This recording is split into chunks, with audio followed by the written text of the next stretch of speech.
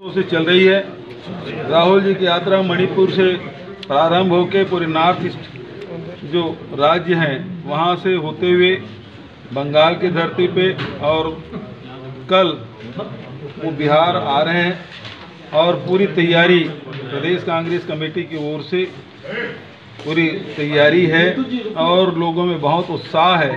इस न्याय यात्रा में राहुल जी 5 न्याय की बात कर रहे हैं। पहली बात तो यह है किसानों के साथ न्याय हो, नारी के साथ न्याय हो, श्रमिकों के साथ न्याय हो, युवाओं के साथ न्याय हो और भागीदारी न्याय हो। ये 5 न्याय लेकर राहुल जी निकले हैं और ये आज देश के ज्वलंत समस्या है जिसको वो उठा रहे हैं और भारतीय जनता पार्टी इसे बहुत घबराई हुई है और डरे हुए हैं और लगातार उसकी यात्रा को अड़ंगा लगाने की कोशिश की जा रही है।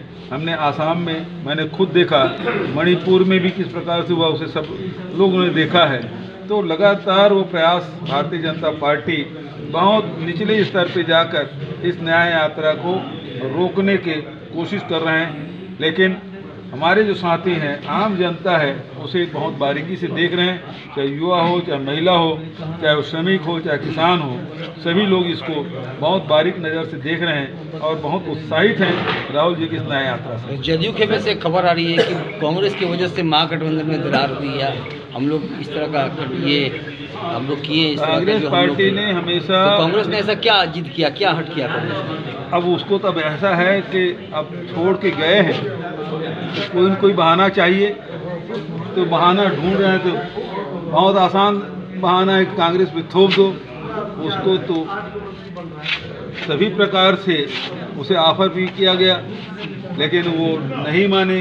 पिछले 1.5-2 महीने से बिहार की जनता और खासकर पत्रकार साथियों को पता ही है, पिछले 1.5-2 महीने से भारतीय जनता पार्टी के खिलाफ बोलना बंद कर दिए थे। वो उसे संकेत मिल रहा था और आप लोग तो खोजी पत्रकार हैं, आप बेहतर जानते हैं कि नीतीश बाबू की चाल क्या है, कैसे चलेंगे, कौन सी चाल, उसको आप जानते हैं। आगे की राजनीति पर क्या प्रभाव पड़ेगा इससे कोई फर्क नहीं पड़ने वाला है, बल्कि ये होगा कि बिहार की जनता ने नीतीश बाबू ने जो कदम उठाया है उस पे बिहार की जनता माफ़ नहीं करेगी।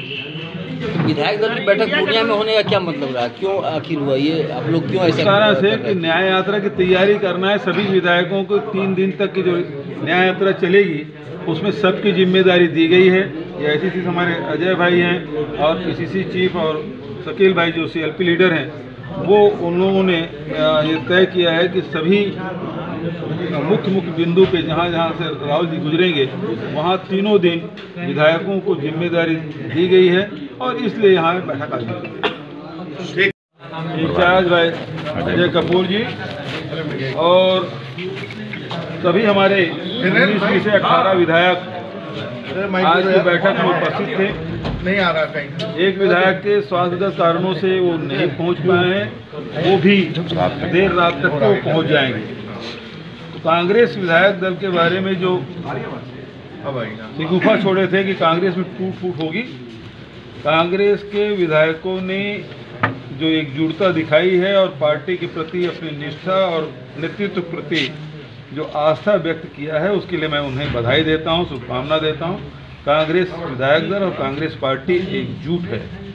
दूसरी तरफ नीतीश कुमार जी, जिन्होंने गठबंधन की तैयारी की, सब प्रदेशों में घूमे और आज वो खुद भाग गए।